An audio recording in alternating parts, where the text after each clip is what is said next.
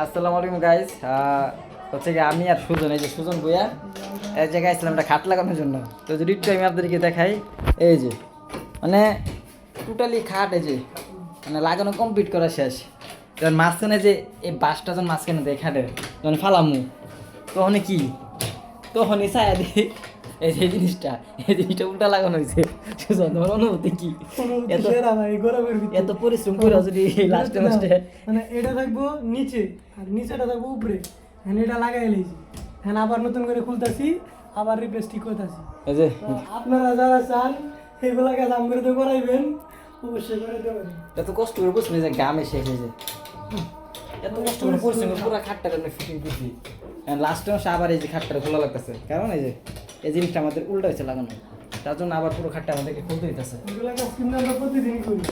যদি কারা যদি কেউ যদি কাজ করাইতে চান করে দিয়া, অবশ্যই ইনশাল্লাহ দিবেন, আমাদের দিয়া কাজ করাইতে পারে, নক দিবেন, অবশ্যই নক দিবেন।